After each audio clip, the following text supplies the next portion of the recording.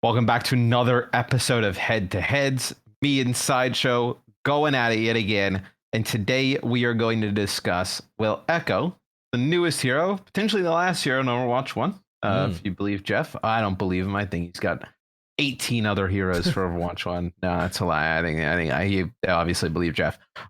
Will Echo change the meta drastically? I'll let you go first. My thought process is, okay, let's look at this short term. There haven't been many seismic balance updates. And I mean that in the sense that there have been a lot of frequent ones and a lot of good ones recently, but nothing world-changing, right? Nothing that you would categorize as what they described as like significant balance change. Sure, nothing that's really like turned the game on its head. So what we're looking at right now is a meta where people are playing a lot of rush. Like, if they can, they're going to play rush compositions. And I just don't feel like Echo fits into that at all. In fact, she pretty much gets countered by the McCree, which you would be running in those May McCree kind of styles anyway. Now, McCree and Widowmaker are out of the meta next week, which is the first time that Echo is going to be reintroduced. But I don't see her being able to beat just a May Reaper kind of situation where people just rush into her. And unless she gets played frequently in some kind of high-level environment, people are never going to be comfortable enough with her to insert her in the game. So even though you might get a lot of chaos and think, oh, I think that Echo is going to be great in the midst of all this chaos because people don't know how to adapt with her, I don't think people are going to be able to pick her up and be effective with her because she's so brand new as well. I think it'll take some time for her to even get to a position where teams would be good. I actually think she has a chance to change the game and change the meta. And I think it really revolves around her mobility, but then also her ultimate.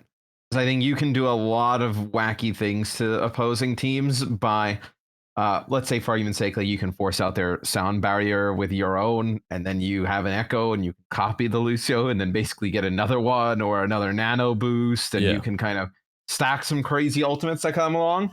I mean, you could play like Echo Genji for argument's sake, and when you use your Dragon Blade, right, they're going to use some ultimates. If they're running like the same thing as the mirror, you can copy one and just kind of go in clean free. Yeah.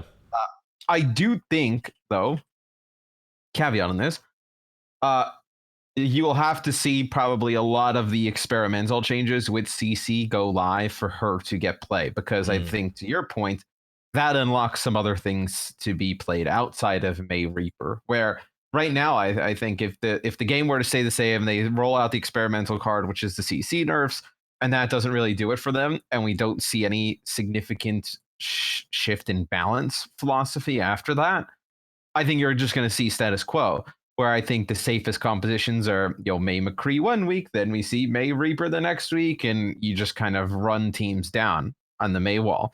Where I think if there's a little bit of change of balance, whether it be like the May freeze and she becomes a little bit worse, and maybe that removes Reinhardt from the equation, right? And it's more dive, and then you move away from McCree, I think she becomes insanely powerful in those high mobility comps. Yeah. I guess my issues are kind of twofold with her as a hero.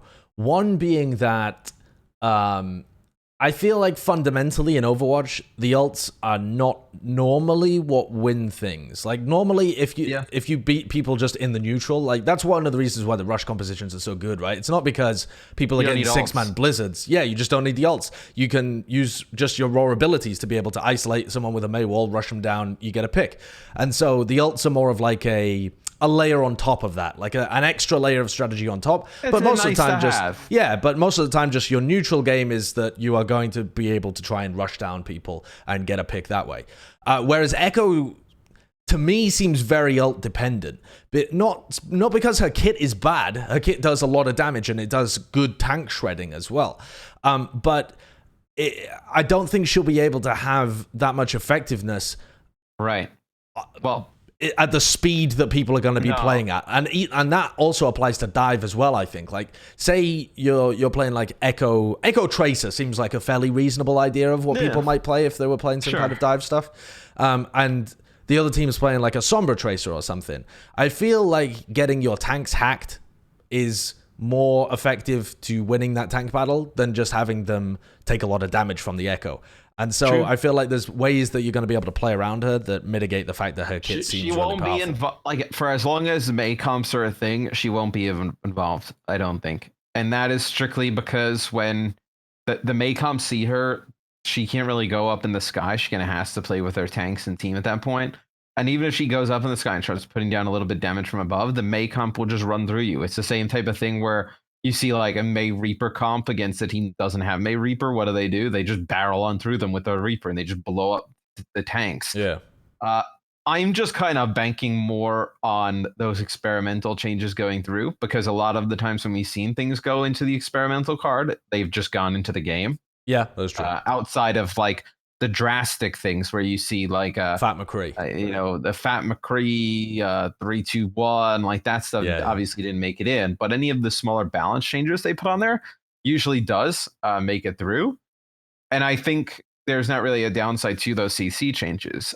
What I think will be interesting is those CC changes enough at the highest level to bring back more mobility, agile type of compositions?